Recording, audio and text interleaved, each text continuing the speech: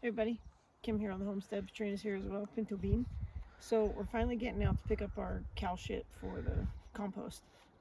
We have to make sure we do it now before they let the cows back in because we want last year's poop so that we don't get the Ebola. No, E. coli. E. coli thing in the poo. And we also want to get it early now.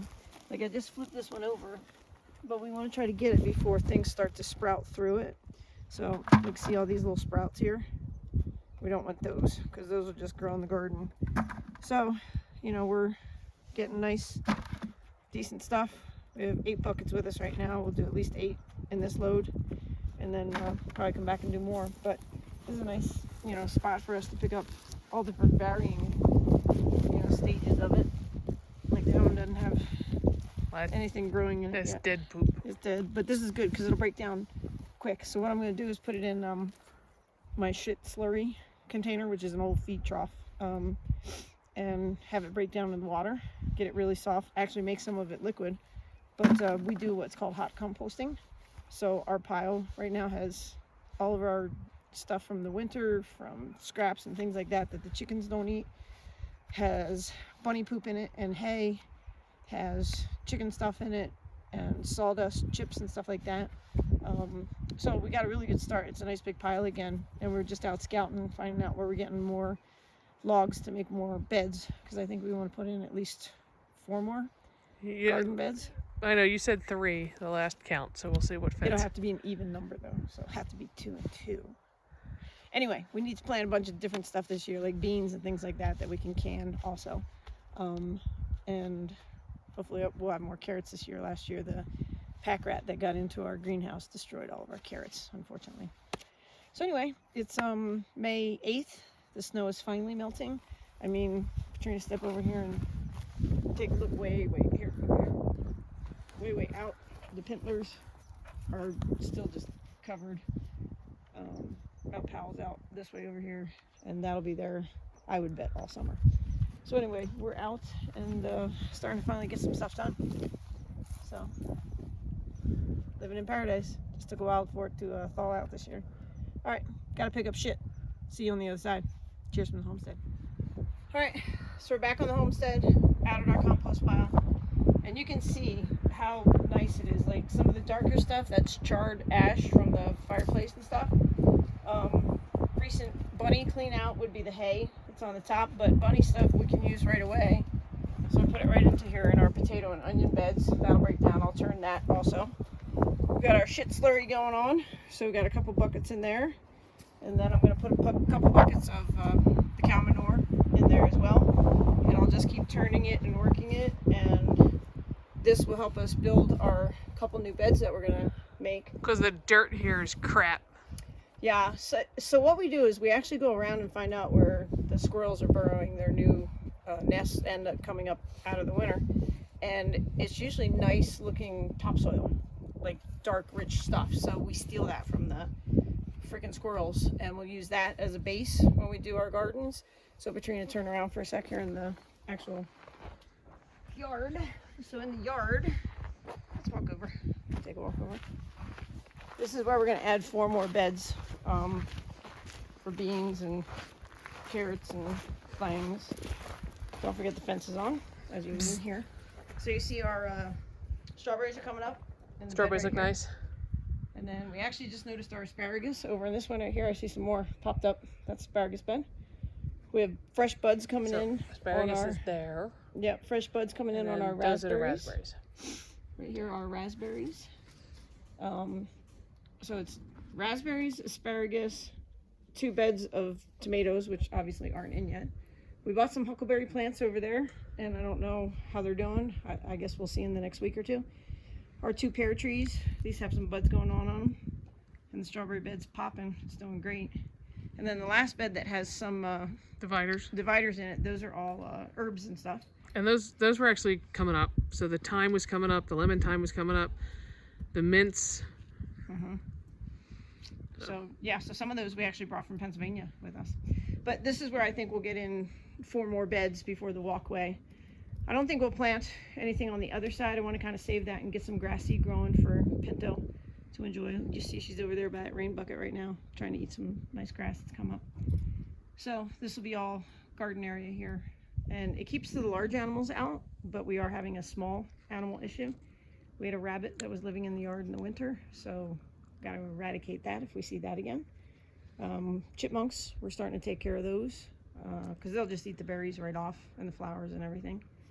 And hopefully we're not going to have to fence this whole area in with a smaller mesh fence to keep I'm hoping not. those out as well.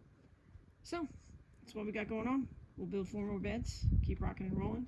And the reason we're building them this width is I've done a lot of experimenting through the years with gardens and building raised beds. And I initially, went 2 feet wide back in Pennsylvania, and it was 36 inches. And it was almost too far to reach into the center, and it was hard to work. So we went smaller here. This is actually 2 feet. These are 2 feet wide. And then the space that we leave in between, we leave that for mowing and weed whacking and stuff. Not a lot of grass grows on this side, but it's still nice to have room to get a mower through and work. So we'll do the same thing over there. And I don't know, maybe we'll add a bed or two along this side. Utilize as much as we can inside the yard. And just keep going and growing. And we'll see what happens. Birds are finally out. It's awesome. One little bit of snow up there on the mountain. We hiked up there last spring. This year we want to go all the way to the top. See what's on the other side of the mountain, the other side of the mountain. Anyway, all right, we got to keep working. Shit day, picking up poop, but still a good day on the homestead. Any day on the homestead is a good day on the homestead. Even a shitty one. Even a shitty one. All right, cheers. Bye.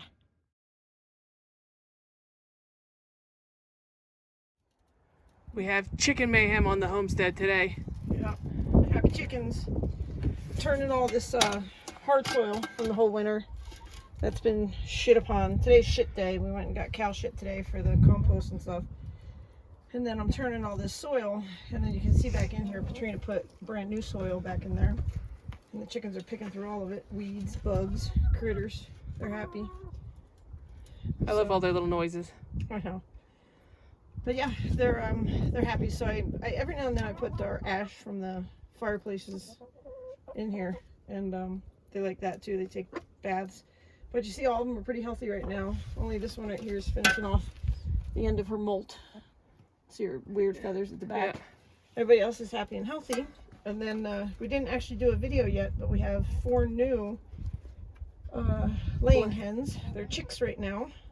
They're out in the hot house because it's nice and warm in there for them. They have to be at like 87 to 92 degrees constant right now.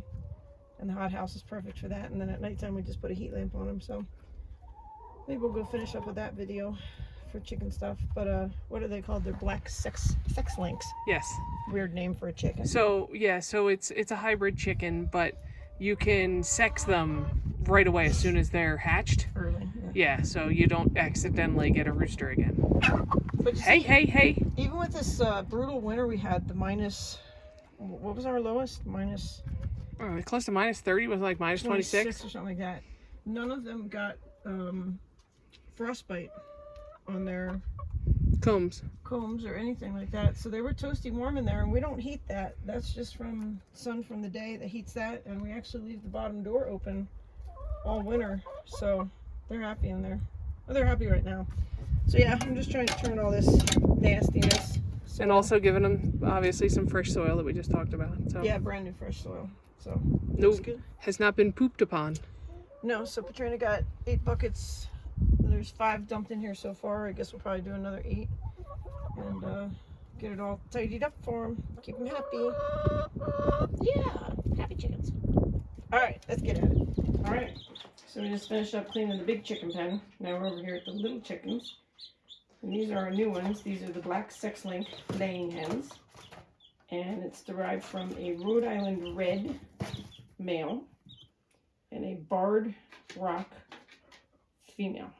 And we know that these are all girls because the boys are born with a white spot on their head. So we know we got all little girl layers. And if you look, if they stop running around for me for like just a second, their little wings are actually starting to feather up. So they're very cute. And the little runt is doing good. So, like I said, during the day, we actually have our 3 windows open right now that we made. Just turn the pan on for a second. We haven't done this video yet. We'll get that one out. So it was like 100 in here, and then we opened, well, it started, I guess it hit like 90, and then we opened all these windows. So we're at 78 right now, and they're supposed to be kept at 87 to 92 for like I the think it's first 2 weeks. Is it? Okay. I thought it was 80 by now, so. Well, what week are we in? We're going to start their 3rd week. Yeah, they're starting their 3rd week, so should be right around 80, I think. Right, but so we can mediate the heat in here by simply opening the giant door. And then at night, we have the light here. So as long as the solar gets to 100, we're okay. But this does a pretty good, decent pull onto the solar. So Oh my gosh, if we don't horrible. hit 100, we wind up having to run the generator. So this is always a fun time of year. Yeah, so like last night, I don't know, it was like, what, 6 o'clock, and I finished up washing. The solar was at 88. By the time we woke up this morning, it was at 51. Just remember that freaking light going. But they're cute little buggers. And they're supposed to be really hardy. So they're supposed to be very cold tolerant. So they should lay even when it's nice and cold. And we should get about 300 eggs from each one of these guys. Right. Every year. So. And the reason we got 4 is because we actually started with 10 chickens, but one was a rooster, one was a frizzled chicken, and the rooster killed it. So we killed the rooster. And then we lost 1 chicken, 1 gray chicken over the winter this year. So we bought 4 thinking, you know, if 3 of these guys make it and 1 didn't, at least we'd be back up to our 10. So that's why we got 4. So in a couple weeks, we go and pick up our meat chickens. So we'll have another baby pool in here. That one will be higher fenced because those guys get crazy and they eat fast. And then after they're raised, these guys here, they'll get moved actually into the bunny pen where they can look at the other big chickens through the bunny pen for a while and kind of get associated with each other before we put them in there so the big chickens don't. Yeah, they have to be slowly introduced. Yeah. When they're, I think they said like 16 weeks or whatever, we can move them in. So before that, we'll move them into the bunny pen, give them some neighbor time before we introduce them. So. Yeah, but the cool thing is about the way we built the bunny pen is it's all enclosed, same exact way the chicken pen is. So it's dug down into the ground 2 feet, and we have not had any predator issues at all with them trying to burrow under or anything. And we have the electric fence around them, but they'll be able to be in the rabbit pen, which is cool. They're camera shy. And be able to run around in there and get their legs under them, start kicking around, start learning from the big chickens, and they'll be good. And then the meat chickens, they'll only ever go right from the baby pool into the chicken tractor that we have, and we'll just keep moving that around in the yard to give them time to grow. So there you go, cute little buttons. All right. Peace out, everybody. Cheers from the homestead.